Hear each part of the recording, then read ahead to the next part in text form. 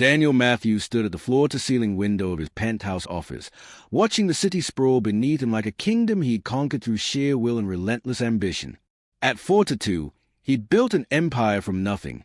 Tech innovations that had revolutionized 3 industries, investments that turned millions into billions, and a reputation that made boardrooms fall silent when he entered. But as a golden afternoon light painted Chicago's skyline in amber hues, none of it felt like victory anymore. 3 years ago, everything had changed in the span of a heartbeat. The car accident that took his wife, Sarah, had left him a widow and their daughter, Emma, paralyzed from the waist down. At just 5 years old now, Emma would never run through parks, never dance at her wedding, never feel grass beneath her feet as she chased butterflies the way she once had. The medical bills meant nothing to someone of Daniel's wealth. He'd flown in specialists from Switzerland, Germany, and Japan. Emma's wheelchair was a masterpiece of engineering, custom designed with the finest materials. Her bedroom had been transformed into an accessible wonderland, with lowered shelves, adapted toys, and every possible accommodation. Money could buy the best physical therapy, the most advanced equipment, the most comfortable life possible. What money couldn't buy was time. Daniel's company demanded everything. Board meetings that stretched into evenings, international calls at midnight, crisis management that pulled him away during breakfast. He'd tried to scale back. Truly he had, but the empire he'd built required a firm hand at the helm. Competitors circled like sharks, investors needed reassurance, innovations required his personal oversight. So he'd done what wealthy men do when they can't be present. He'd hired the best. Emma's care team included a physical therapist who came 3 times a week, a private tutor for when she'd start formal schooling, a pediatric nurse on call. And for daily care, he'd hired Rosa Martinez, a 4 to 7-year-old woman from the Philippines with impeccable references and 15 years of childcare experience. Rosa had arrived 6 months ago, her resume practically glowing. She'd worked for diplomats, celebrities, and old-money families. She was trained in pediatric first aid, specialized care for children with disabilities, and came with recommendations that read like love letters. During the interview, she'd been professional, warm but not overly familiar, competent without being cold. "Mr. Matthews," she'd said in a gentle accent, "I understand that Emma is not just a job. She is a child who has been through trauma, who needs not just care but compassion. I can provide both." He'd hired her on the spot, relief flooding through him. Finally, someone qualified to fill the gap his absence created. But as weeks turned into months, a gnawing anxiety had taken root in Daniel's chest. He'd read the stories: nannies who abused their charges, caretakers who neglected children the moment parents left, horror stories of trust betrayed in the worst possible ways.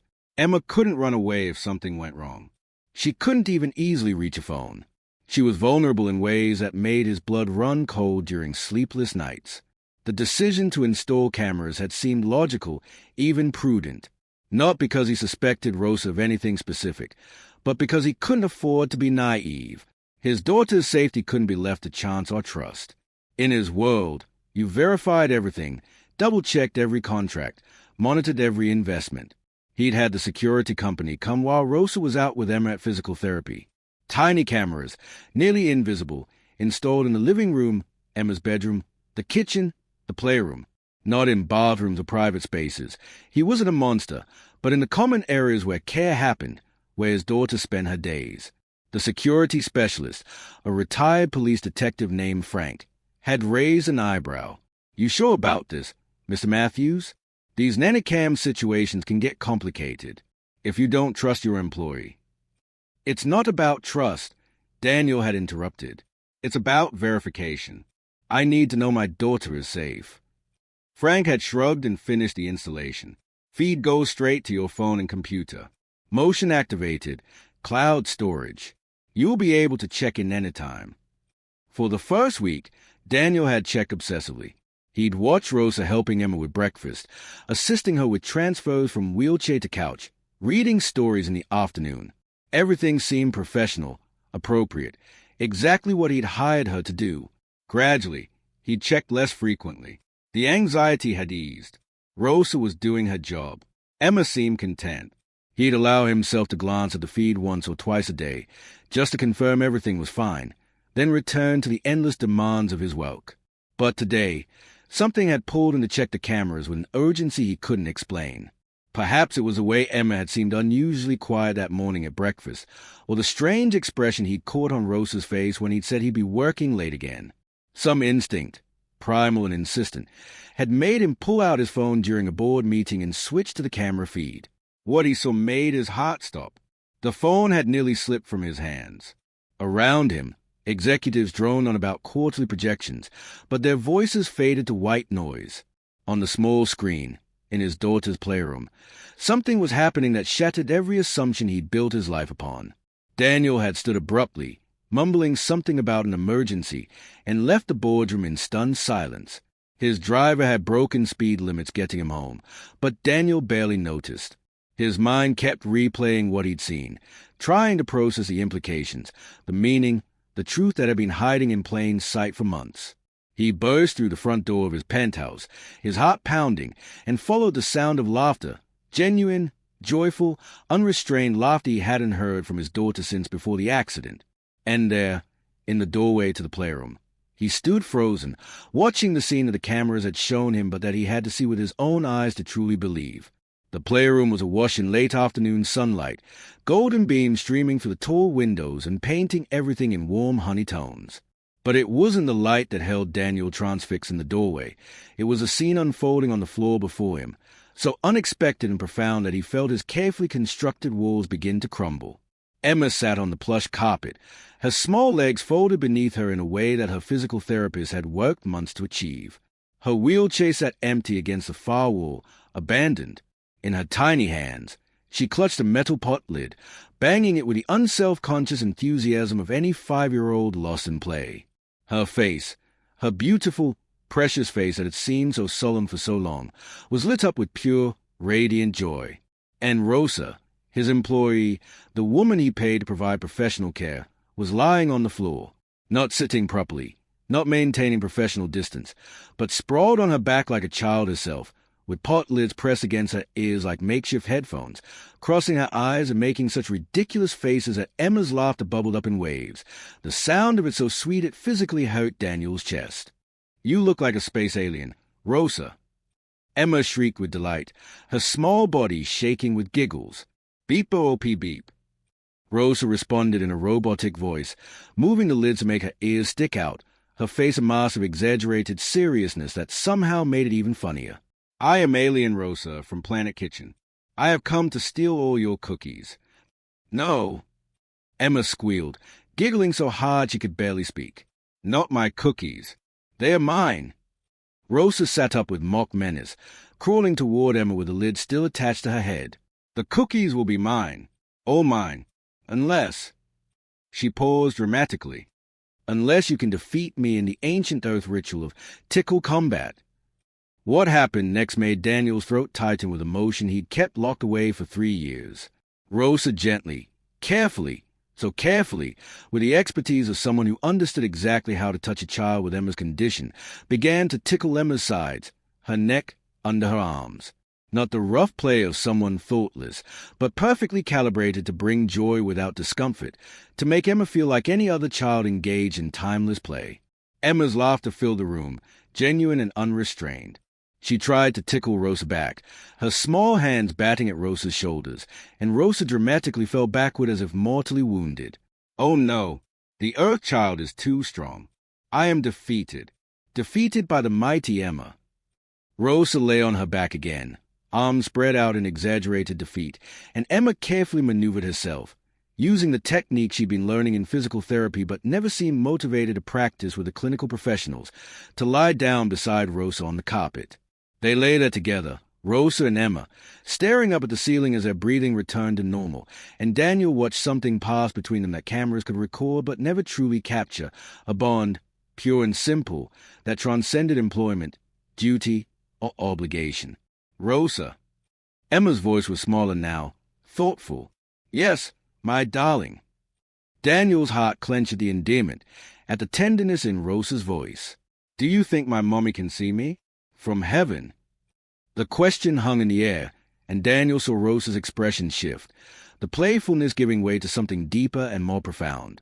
She turned on her side to face Emma, reaching out to gently brush a strand of hair from the child's face. "Oh, my sweet Emma," Rosa said softly, and there were tears in her voice that she didn't try to hide. "I know she can.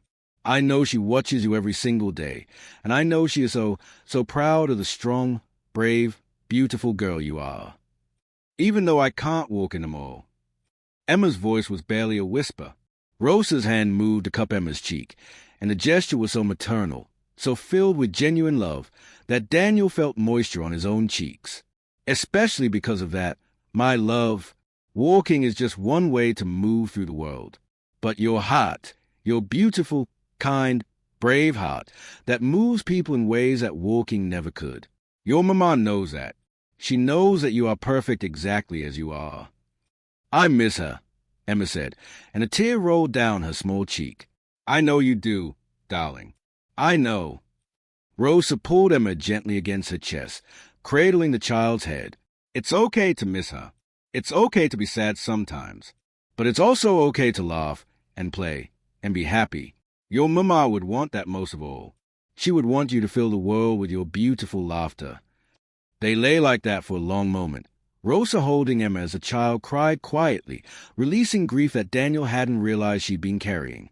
He'd been so focused on physical recovery, on medical interventions and adaptive equipment, that he'd forgotten, or perhaps been too afraid to address, the emotional wounds that no amount of money could heal. "Rosa," Emma said after a while, her voice muffled against Rosa's shoulder. "Yes, my love. You're kind of like a mama, too. Is that okay?" Daniel watched Rosa's face crumple with emotion, watched her pull Emma closer and press a kiss to the top of her head. "Oh, Emma, that is more than okay. That is the greatest honor anyone could ever give me. I love you, my darling girl. I love you so very much." "I love you too, Rosa." And there it was, the truth that the cameras had revealed but that Daniel's own blindness had kept hidden. This wasn't just care.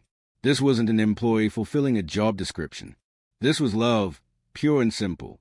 Rosa loved his daughter not because she was paid to, not out of professional obligation, but because Emma had crawled into her heart and made a home there. Daniel thought of all the times he'd watched the camera feeds with clinical detachment, checking off boxes in his mind. Meals prepared. Check. Physical therapy exercises completed. Check. Safety protocols followed. Check. He'd been watching for competence, for compliance, for the absence of neglect or abuse. He'd never thought to look for love.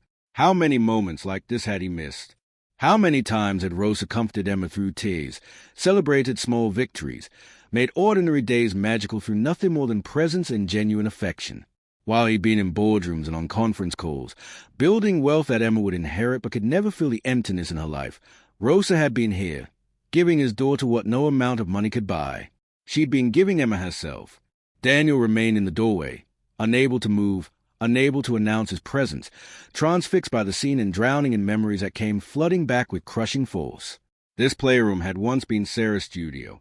His wife had been an artist, a talented one, though she'd always laughed off his suggestion that she show her work in galleries.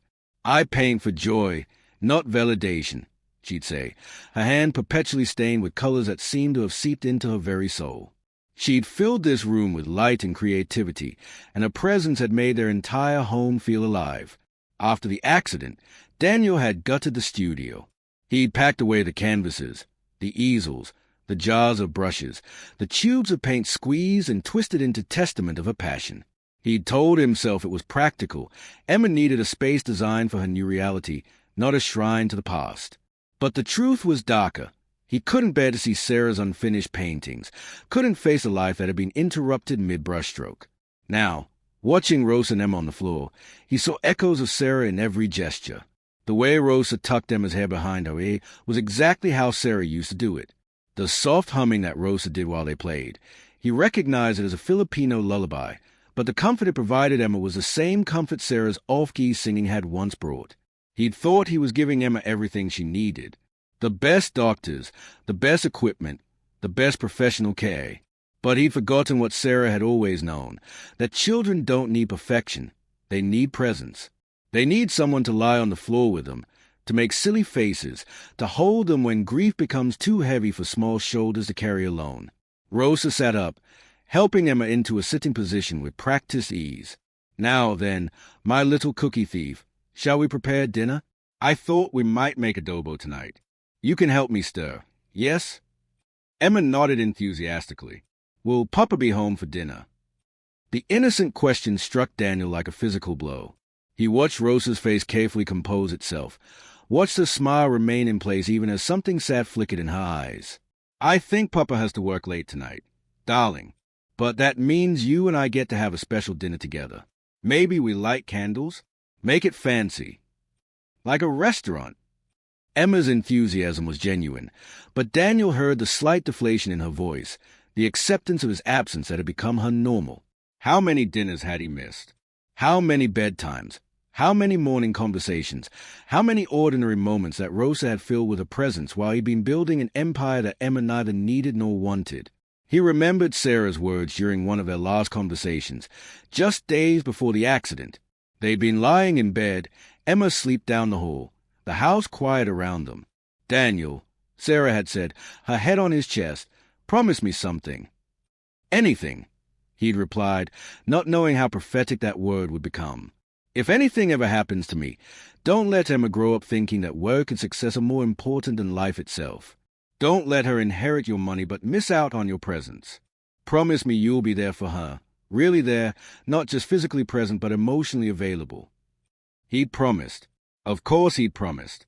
And then Sarah had died, and Emma had been paralyzed, and his grief had been so consuming that he'd retreated to the one place he felt competent, his work, building, achieving, conquering, because those things he could control, emotions, loss, his daughter's pain, those were territories where his wealth and intelligence meant nothing. So he'd hired Rosa. He'd outsourced the presents his wife had begged him to provide. And Rosa, this remarkable woman who owed them nothing beyond her professional duties, had given Emma everything. Daniel watched as Rosa helped Emma into her wheelchair with the kind of casual competence that came from months of practice. But it wasn't just competence, it was tenderness. The way she adjusted Emma's legs, ensuring comfort. The way she smoothed down Emma's shirt and dropped a kiss on her head as naturally as breathing. The way Emma leaned into Rosa's touch, seeking comfort the way flowers turn toward the sun. They moved toward the kitchen together, Rosa pushing the wheelchair while making up a silly song about magical cooking ingredients, and Emma joining in with a chorus, their voices blending in casual harmony. Daniel finally found the strength to move. He stepped back into the hallway, his hands shaking, his mind reeling. He should go to them, announce his presence, join them for dinner. But something held him back. The knowledge that his arrival would change the dynamic, would make Emma careful and polite in the way children become around parents they are trying not to disappoint. Instead, he retreated to his study, pulling out his laptop with trembling hands. He pulled up the camera archives, scrolling back through weeks of footage, and began to watch with new eyes. There was Rosa, singing Emma to sleep with Filipino lullabies, her hand gentle on Emma's back as the child drifted off. There was Rosa, patiently helping Emma practice fine motor skills by making cookies together, turning therapy into joy. There was Rosa, reading stories with such animation and enthusiasm that Emma hung on every word. There was Rosa, celebrating when Emma successfully transferred from wheelchair to couch independently, tears of pride streaming down her face. In every frame, in every moment, Rosa loved his daughter, not with the distant affection of professional caregiver, but with the fierce, protective, nurturing love of a mother. Daniel thought of his own mother, who had passed away years ago. She'd been a practical woman, not overly affectionate, but always present. She'd worked 2 jobs to keep him fed and clothed after his father left, but she'd never missed a parent-teacher conference, never forgotten to ask about his day, never let him doubt that he was the center of her world. Love isn't about grand gestures, she'd once told him when he bought her an expensive gift with his first big paycheck. Love is about showing up day after day in the small moments. That's where real love lies, in the ordinary. Rosa was showing up every single day, in countless small moments. She was giving Emma the love that Daniel had been too afraid or too busy or too broken to provide.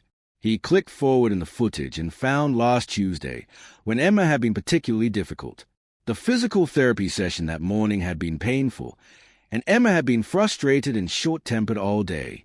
Daniel remembered because he'd called that evening and Emma had been sullen on the phone, giving one-word answers until he'd made an excuse to hang up. On the camera, he watched Rosa deal with Emma's tantrum with infinite patience. When Emma threw a book across the room and yelled, "I hate this. I hate everything," Rosa didn't scold or dismiss. She simply sat on the floor beside Emma's wheelchair and said, "I know, my love, I know. It's not fair, and you have every right to be angry." She'd let Emma cry, let her rage, let her feel everything without trying to fix it or minimize it.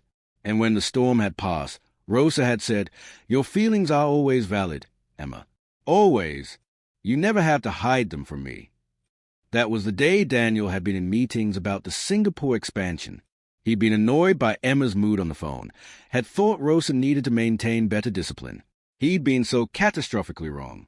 Daniel spent the next hour lost in the archives, watching his daughter's life unfold through the silent witness of hidden cameras. Each moment revealed another layer of his profound failure, another instance where Rosa had stepped into the space his fear and grief had created. There was a morning Emma had woken up crying from a nightmare. Daniel had been in Tokyo for a conference, unreachable in a different time zone. The camera showed Rosa rushing into Emma's room at 3 a.m., still in her nightgown, gathering him into her arms and rocking her gently. Sure, my darling. I'm here. You're safe. I've got you," Rosa murmured, her accent thicker with sleep, but her presence solid and unwavering. "I dreamed that everyone left me," Emma sobbed. "I dreamed I was alone and I couldn't walk and nobody came. Oh, my sweet girl, I will never leave you. Never. You hear me? Even when you grow up and become a famous scientist or an artist or whatever magnificent thing you choose to be, I will always be here for you. Always." Daniel's hands clenched into fists. He was the one who had left. Over and over, he'd chosen deals over dance recitals that would never happen, chosen acquisitions over afternoons with his daughter, chosen the illusion of control that work provided over the terrifying vulnerability of being present for his grieving, disabled child. He clicked forward to Emma's 5th birthday, 3 months ago. He'd been there for the morning, bringing gift that had taken his assistant weeks to research and purchase. The latest adaptive technology, educational toys recommended by child development experts, a custom-made dollhouse with wheelchair-accessible features. Emma had smiled and thanked him politely, and he'd felt satisfied that he'd done his fatherly duty before leaving for an afternoon merger meeting. The camera showed what happened after he left. Emma had sat quietly for a few minutes after his departure, then looked up at Rosa with eyes that held a sadness no 5-year-old should carry. "Rosa, do you think Papa loves me?" Rosa had frozen, her face cycling through shock, pain, and fierce protectiveness. She'd knelt in front of Emma's wheelchair, taking the child's small hands in haze. "Emma, look at me. Your Papa loves you more than anything in this world, more than all his buildings and companies and money. You are his heart walking around outside his body. Then why is he never here?" Emma's voice was small, confused. Why does he always have to work? Rosa had been quiet for a moment, and Daniel watched her face as she carefully chose her words. Sometimes, when people hurt very badly, they don't know how to show love the right way. Your Papa's heart broke when your mama died, and it broke again when you were hurt. He loves you so much that it scares him. So he works because that's where he feels strong. But that doesn't mean his love for you is any less. Do you understand? Emma had nodded slowly. Like how I sometimes push my vegetables away even though I know they're good for me. Rosa had laughed softly, pressing a kiss to Emma's forehead. "Yes, my wise little one. Exactly like that. Your Papa is pushing away the things he needs most because they're hard, and he doesn't know how to do hard things with his heart, only with his work." "Will he ever learn?" Emma asked. "I hope so. Darling, I pray for it every day." Daniel paused the video, Rosa's face frozen on the screen, her expression a mixture of love for Emma and something that looked like disappointment or perhaps pity for him. He felt stripped bare, exposed in his failures by this woman who saw him more clearly than he saw himself. He thought about the Rosa he'd hired, professional, competent, with excellent references. He'd reduce her to a resume, a set of qualifications, a solution to a problem. He'd never bothered to learn about her life, her story, what had brought her halfway across the world to care for strangers' children. On impulse, he pulled up her employment file. The basic fact were there, born in Manila, worked in Hong Kong for 5 years, then Dubai, then New York before coming to Chicago. No husband listed, no children. He'd never thought to ask why. Had never thought to see her as a complete person with her own history of loss, hope, and sacrifice. He pulled up her references and, for the first time, actually read them instead of just scanning for red flags. One letter, from a family in New York, caught his attention. Rosa became part of our family during the most difficult period of our lives. Our son, Michael, was diagnosed with leukemia at age 6, and Rosa cared for him through 2 years of treatment with a devotion that went far beyond professional duty. She sat with him during chemotherapy sessions, held him through the painful nights, made him laugh when laughter seemed impossible. When Michael went into remission, she cried tears of joy as if he were her own child. We cannot recommend her highly enough, though we selfishly wish she could stay with us forever. Whatever family is fortunate enough to employ Rosa will find not just a caregiver, but a blessing. Michael. Daniel did a quick search and found an obituary from 4 years ago. Michael Chen, age 10, lost his battle with leukemia. Survived by his parents, David and Margaret Chen. Rosa had loved that boy, had cared for him through his treatment, celebrated his remission, and then lost him anyway. And still, she continued to open her heart to other children. She'd come to care for Emma knowing the risk of loving a child who might be taken away by illness, accident, or simply the end of employment. That kind of courage was something Daniel couldn't comprehend. He'd closed his heart after losing Sarah, wrapped himself in work and emotional distance to avoid further pain. But Rosa kept loving, kept showing up, kept giving pieces of her heart to children who needed her, knowing that every love carried the risk of loss. He clicked back to recent footage, watching Rosa help Emma with dinner. They were making adobo together, Rosa guiding Emma's hands as she helped stir the pot, praising her assistance with genuine enthusiasm. The kitchen filled with steam and laughter, and through the camera's audio, Daniel heard them chatting about Emma's upcoming physical therapy session, a story Rosa was reading to her at bedtime, plans for the weekend. "Can we go to the park?" Emma asked, "even though it's getting cold." "Of course, my darling. We'll bundle you up like a little burrito, and we'll feed the ducks. Would you like that?" "Yes." "Can we bring bread?" "Even better, we'll bring seeds. The ducks like seeds more, and it's healthier for them. We can stop at the pet store on the way. Make a whole adventure of it." "Will Papa come?" The question hung in the air. Daniel watched Rosa's expression carefully compose itself, watched her smile remain bright even as something sad flickered in her eyes. "We can ask him, sweetheart. But if he has to work, you and I will have a wonderful time together. Yes? Just us girls." Emma nodded, but Daniel could see the resignation in his daughter's small shoulders, the way she'd learned not to hope too hard for his presence. He closed the laptop, unable to watch anymore. The truth was overwhelming, crushing in its clarity. He'd thought he was protecting Emma by installing cameras, by monitoring her care, by ensuring she had the best professionals money could buy. But Emma didn't need surveillance or expensive equipment or perfect professional care. She needed love. She needed presence. She needed someone to show up day after day in the small moments where life actually happened. And Rosa had been giving her that all along, while he'd been watching on a screen, checking boxes, and missing the entire point. Daniel found himself walking through his penthouse, seeing it with new eyes. Every room was perfectly decorated, filled with expensive furniture and artwork, temperature-controlled, and maintained by a staff that appeared and disappeared like ghosts. It was a showplace, a testament to his success, and it felt as cold and empty as a museum. He passed Emma's room and paused in the doorway. It, too, was perfect. The custom wheelchair, the adapted bed, the shelves lower to her reach, the medical equipment disguised as furniture. But on the nightstand, he noticed things that his money hadn't bought. A photograph in a simple frame showed Emma and Rosa at the park, both making silly faces at the camera.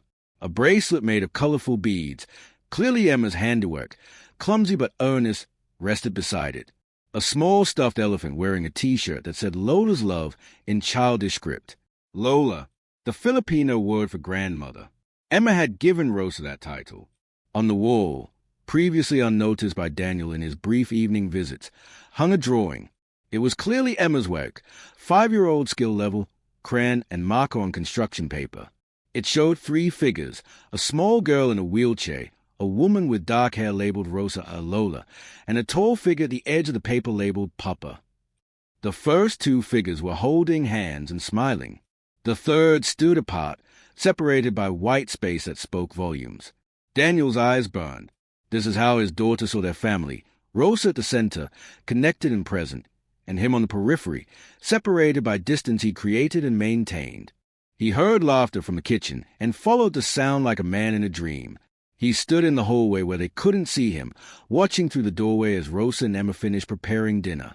The kitchen was a mess, flour on the counters, dishes in the sink, spills on the floor. His household staff would have been horrified, but it was alive, warm, filled with a kind of joyful chaos that made a house a home.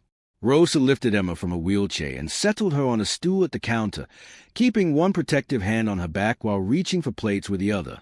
Now then, my little chef, shall we make this look fancy? We can arrange it beautifully, yes? They worked together to plate the adobo, Rosa guiding Emma's hands as she carefully placed rice and meat, garnishing with green onions.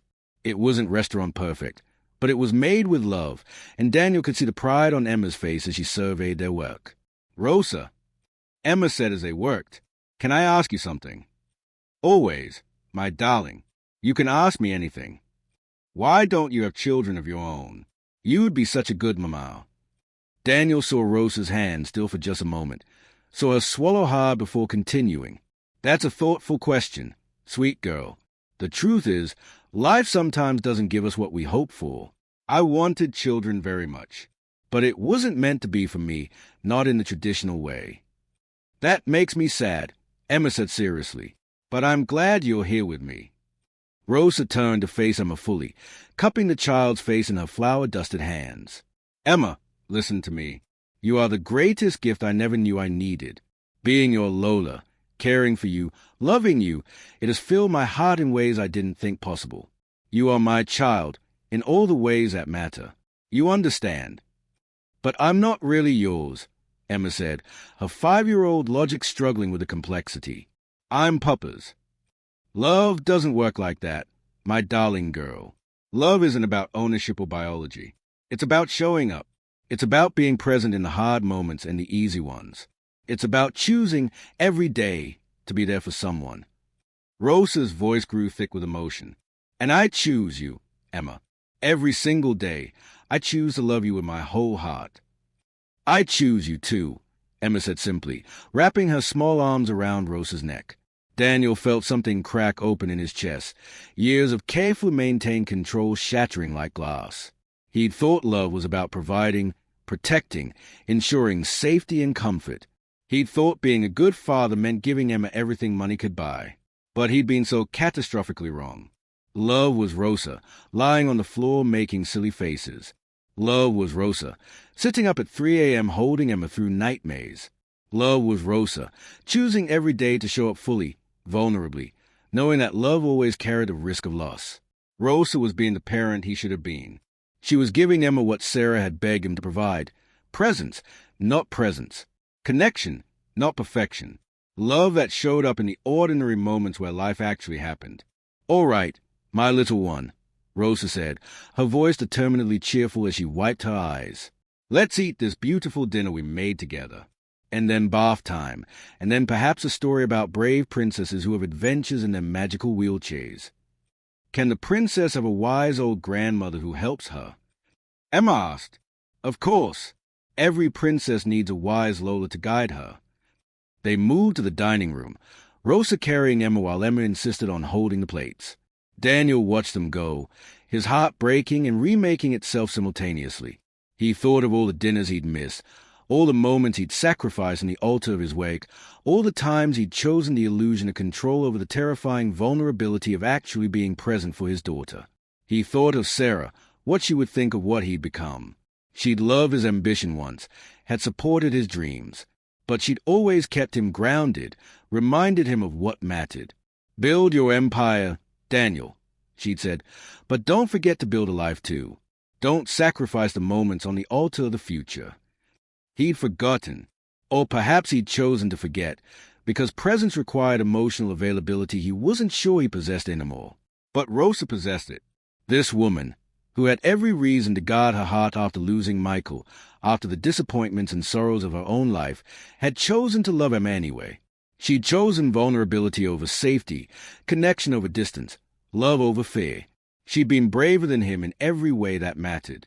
Daniel pulled out his phone, pulling up the camera feeds one more time. He scrolled through weeks of footage, breakfast routines, therapy sessions, playtime, bedtime rituals. In every frame, Rosa was there, present, engaged, loving his daughter with a fierceness and tenderness that took his breath away. He'd installed these cameras to protect Emma from potential harm. Instead, they'd revealed a different truth, that the greatest harm wasn't from the person he'd hired to care for his daughter. The greatest harm was coming from him, from his absence, from his inability to show up in the ways Emma needed most. The cameras had shown him what he'd been too blind to see, that Emma wasn't just being cared for. She was being loved, truly, deeply, unconditionally loved by a woman who owed her nothing beyond professional duty but gave her everything anyway. And he'd been so focused on monitoring for failure that he'd missed witnessing profound success, the miracle of a woman choosing to mother a child who wasn't biologically his, filling the gaps left by tragedy in his. Continue. 1506. On emotional absence with patience, joy, and boundless love. Daniel stood in the hallway for a long time, listening to the sounds of his daughter and Rosa eating dinner together. Their conversation flowed easily, Emma chattering about wanting to learn to paint like her mama used to, Rosa encouraging the idea and already planning how they might adapt art supply for Emma's needs. "We could get an easel that attaches to your wheelchair," Rosa said. "Or we could do floor painting. Spread out big papers, and you can paint from your chair or we can transfer you down. What do you think?" "Could we really?" Emma's voice was bright with hope. "Papa says Mama was a wonderful painter." "Then painting is in your blood, my darling. We'll start this weekend. I'll take you to the art store and you can pick out colors. All the colors of the rainbow." Daniel listened to them planning, realizing with a jolt that Rosa was keeping Sarah's memory alive for Emma in ways he'd been too cowardly to attempt. He'd packed away his wife's studio, boxed up her art supplies, hidden every reminder because the pain was too acute. But Emma deserved to know her mother, to understand the creativity and joy that had defined Sarah. Rosa, without hesitation, was giving Emma that connection. He thought about what would happen if he walked into the dining room right now. Emma would be surprised, pleased, certainly, but also guarded in the way she'd learned to be around him. Their conversation would become careful, polite. He'd ask about her day, and she'd give him the abbreviated version, keeping her real feelings and experiences safe from a father who was physically present but emotionally distant. And Rosa, what would she do? Resume her professional demeanor, probably. Step back into the role of employee, hiding the love he'd just witnessed, uncertain of her place in a dynamic where he was suddenly paying attention. He couldn't do that to them. Couldn't insert himself clumsily into the life they'd built together and expect everything to simply shift to accommodate him. He didn't deserve that, hadn't earned that place through months of daily love and small moments of connection. But he could try. He could start showing up. Not as a CEO, not as a wealthy father who solved problems with money, but as Daniel, flawed, grieving, terrified, but willing to try. He walked slowly into the dining room. Both Emma and Rosa looked up in surprise. "Papa." Emma's face lit up, then immediately became guarded. "I thought you were working late."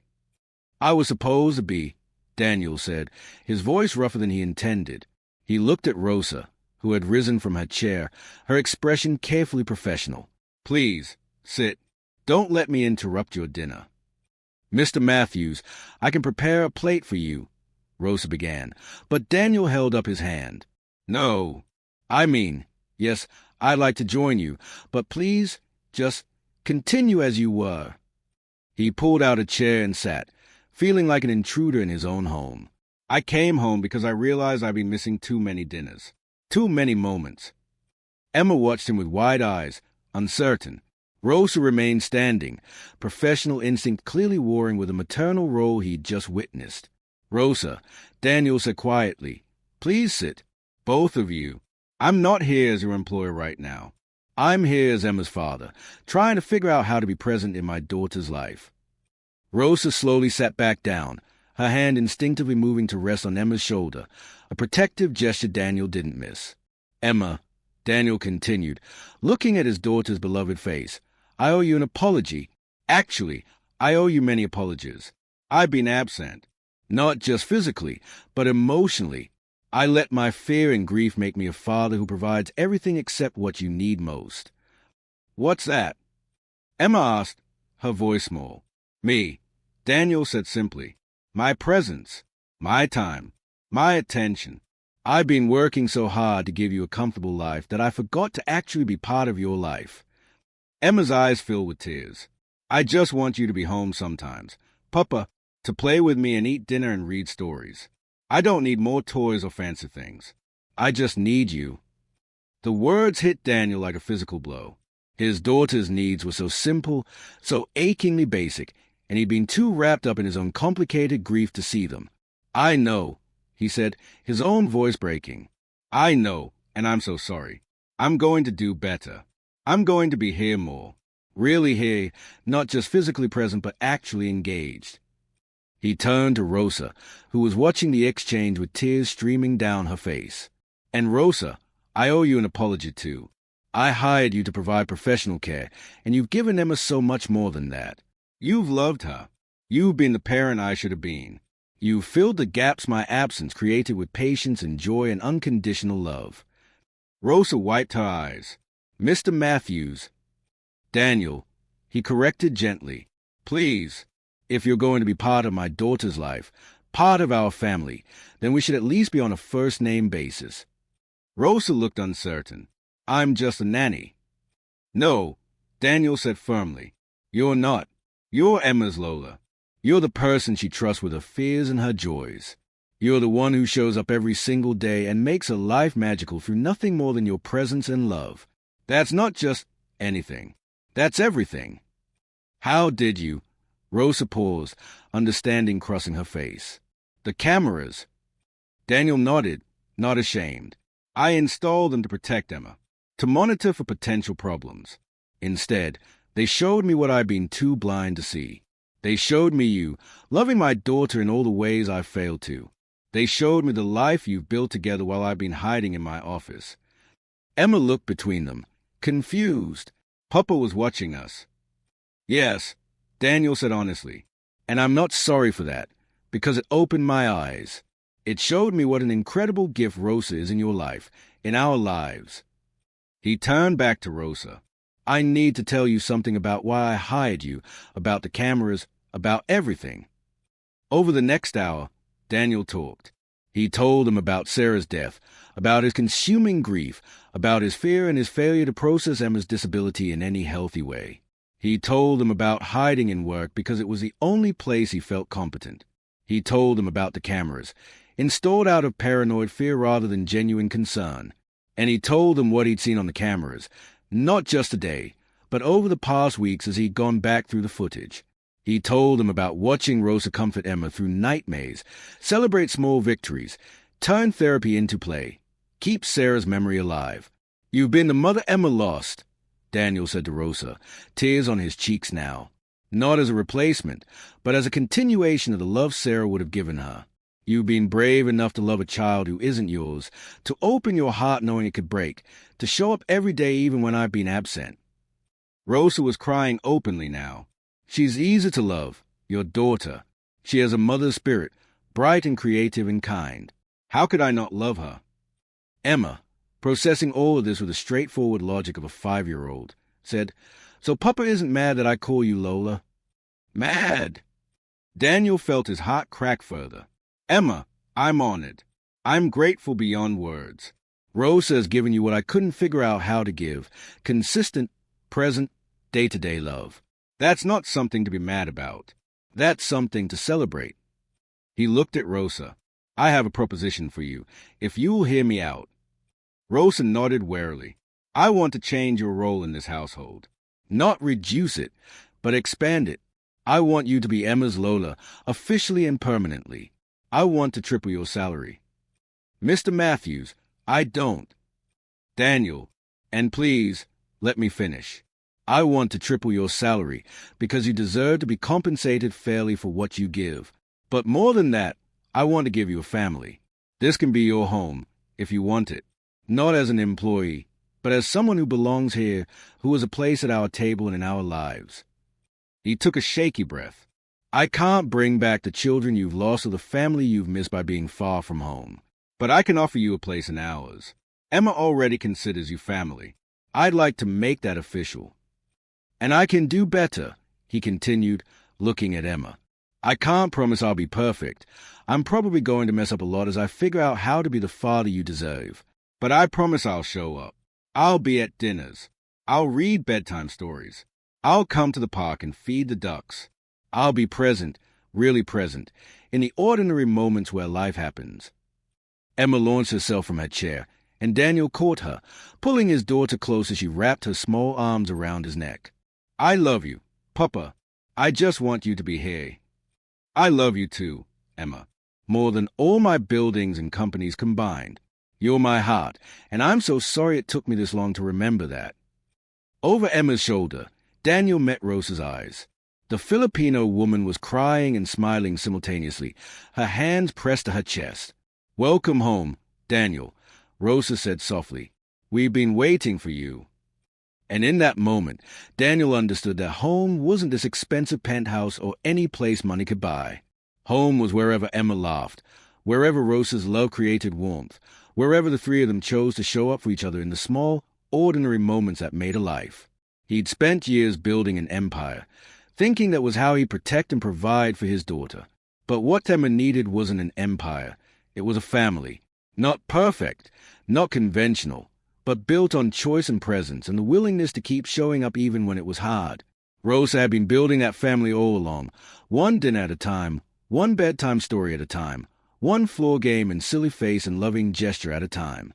She'd given Emma a home even when Daniel had only provided a house. Now, finally, he was ready to come home too. That evening, they ate dinner together, Daniel, Emma, and Rosa. The conversation was sometimes awkward, sometimes flowing, but always genuine. Daniel asked questions and actually listened to the answers. He heard about Emma's physical therapy goals, about the book Rosa was reading to her, about their plans to visit the art store. After dinner, he helped Rosa with Emma's bath time routine, learning the specifics of his daughter's care that he'd outsourced for months. He read bedtime stories, with Rosa listening from the doorway, smiling at his animated voices. When Emma finally fell asleep, Daniel and Rosa sat in the living room with tea.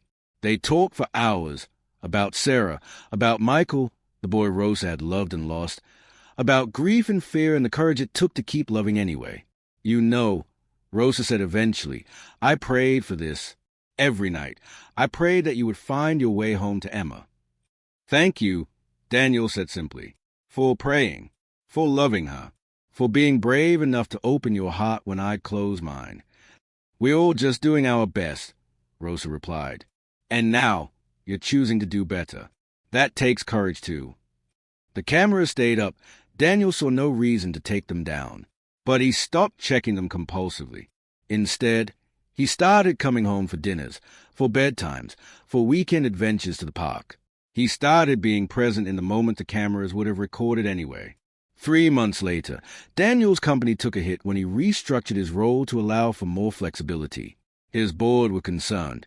His competitors smelled blood in the water. But when Emma squealed with delight because Papa's home for dinner 3 nights in a row, he knew he'd made the right choice. 6 months later, Daniel legally adopted Rosa as Emma's godmother and added her name to his will, ensuring she'd always be part of Emma's life. At the small ceremony, Rosa cried as she promised to love and guide Emma in this life and the next. A year later, Emma asked if they could paint a family portrait to hang in the living room. She insisted on 3 figures, her, Papa, and Lola Rosa, all holding hands, no white space between them. Daniel hung it in the entryway where everyone could see it, a child's crayon masterpiece that meant more than any artwork Sarah had ever created. Because this one told the truth. That family wasn't just blood. It was choice. It was presence. It was showing up day after day, in love. And thanks to hidden cameras that revealed a truth he'd been too blind to see, Daniel had finally learned to show up. Not as a CEO or the millionaire or the man who solved everything with money, but as a father, flawed and learning, but present. Finally, gratefully, undeniably present.